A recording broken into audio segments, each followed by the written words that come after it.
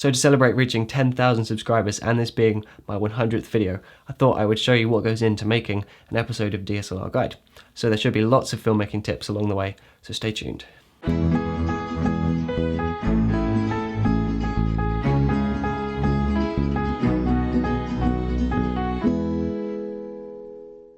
Hello, my name is Simon Cade and this is DSLR Guide.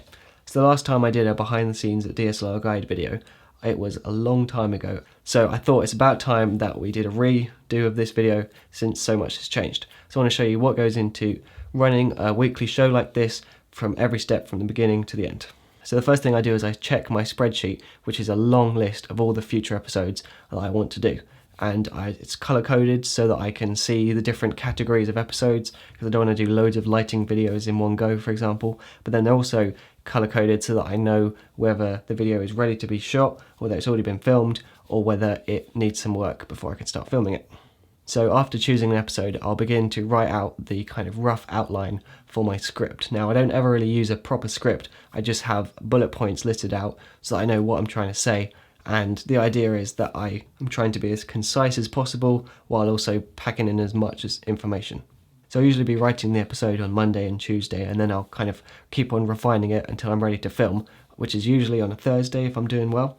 So little facts that you might not have known is that every week I wait until a very specific time to record the episodes because I want my background over here to be correctly exposed. If I do it during the day too early, then it would just be super bright and blown out. So I have to wait to a very specific point. So in the summer it's like 9 PM and then like right now it's about 3 PM since it's the winter. So once it's dark enough, I'll begin to set up to film the main part of the episode. So in this case, I use a fluorescent light up here bouncing off the ceiling, giving me some kind of key and fill light. It's very easy to do since it's bouncing off the wall. It's quick to set up. And then I have a rim light behind me, the Aperture AL528 LED on a light stand. And that is my lighting setup. And then I have a Rode VideoMic Pro on a boom pole mounted on a light stand, and that plugs into a Zoom H5. So if you want any more information about equipment, then as always, it's on the blog post, so do check that out if you're interested. So once I've set up everything, it's pretty much a case of looking at my bullet point script and then just seeing how much of it I can say without making a mistake. And because I'm not a natural presenter, what tends to happen is I'll make loads of mistakes and I'll forget what I'm supposed to say next. So what tends to happen is it takes me at least half an hour to film a 10-minute show. So once I've finished filming, I'll copy all the audio and the footage to my computer and then I'll bring it into my editor. The idea is that I sync up the audio first and then bring it into a project which has already got my intro and my outro in it. Now because I use them so often, I've favorited them so I can find them easily. And it's pretty much a case of just cutting out all the stuff where I tried to say a line but messed it up. So once I've got it condensed to one continuous line, which is very similar to my script, the next thing to do actually is to do color correction and color grading. So I'll usually just take one clip from the middle, work on that one, and then just copy it and paste the effects to all the other clips in the timeline.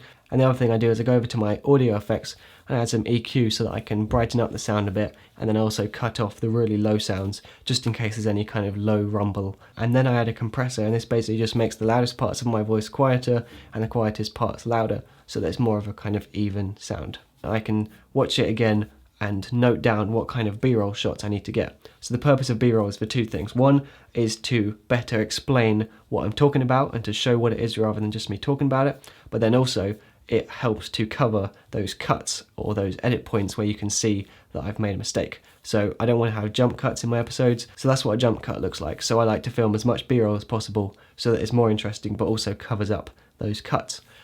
By this point, it's usually Friday night when I'm filming my B-roll. So a tip for filming B-roll is to always make sure you get absolutely plenty of footage. So I like to count to 10, depending on what it is. But in general, just make sure you've got plenty of stuff to work with when you're editing. It makes it a lot easier.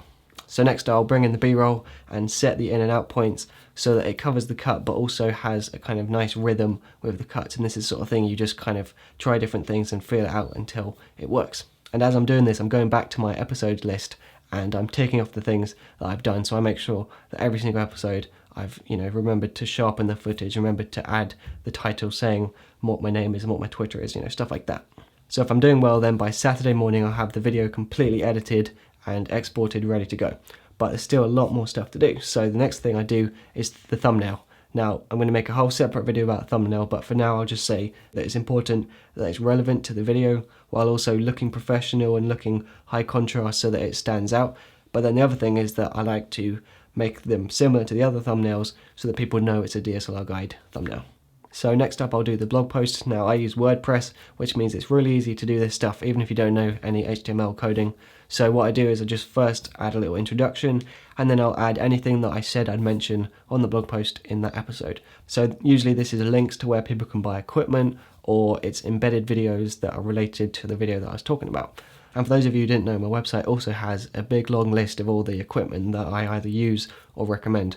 So that's there if you didn't know about it. So once the episode is uploading and the blog post is written and the thumbnails are added, then I can start to look at the title and the description and the tags for YouTube.